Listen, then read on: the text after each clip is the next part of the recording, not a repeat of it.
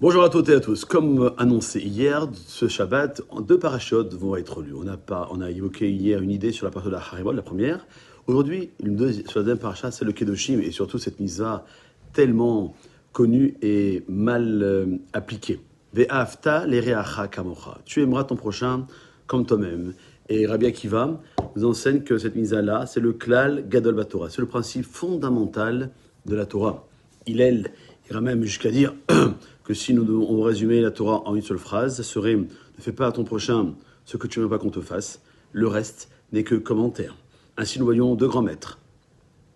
D'un côté, Rabbi Akiva, de l'autre, Hillel, qui retrouve dans ce verset le condensé de toute la Torah, l'un dans une approche active, le second dans une approche passive. Cependant, comment on peut intégrer que la Torah soit condensée dans ce seul commandement, et pourtant une très grande proportion ne possède aucun lien avec celle-ci, à l'instar de toutes les lois entre l'homme et Dieu, les lois de pureté, les règles des sacrifices et les autres Kohanim. Alors voilà une réponse intéressante pour aujourd'hui. Selon les conseils du Harizal, il est bien de réciter cet enseignement de Rabbi Akiva au début de la tefila tous les matins.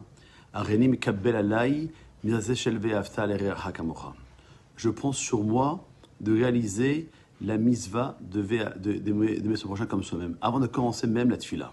Cela étant expliqué par la difficulté que nous avons à nous concentrer durant l'intégrité de la tefila, ainsi par cette proclamation d'amour fusionnel comme nous-mêmes, avec l'ensemble du peuple d'Israël, nous nous unissons à l'ensemble des prières du peuple pour que du meilleur de chacun en ressorte une tefila parfaite. Il en est de même concernant les autres mitzvot. Il est vrai que certaines n'ont rien à voir avec notre prochain, d'un premier abord, mais devant notre incapacité à réussir, à toutes les pratiquer convenablement, sans parler de celles qui ne concernent pas le peuple d'Israël, comme les Kohanim, les mitzvot des Lévi'im, les mitzvot des femmes, les mitzvot qu'on fait qu'en Israël, les mitzvot qu'on fait uniquement lorsque le Beth Amikdash était là.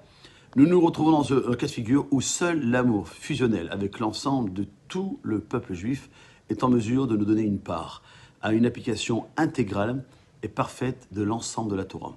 En cela, nous pouvons donc affirmer que la mitzvah d'aimer notre prochain comme nous-mêmes sert bien de condenser à l'application de toute la Torah. Passez une bonne journée.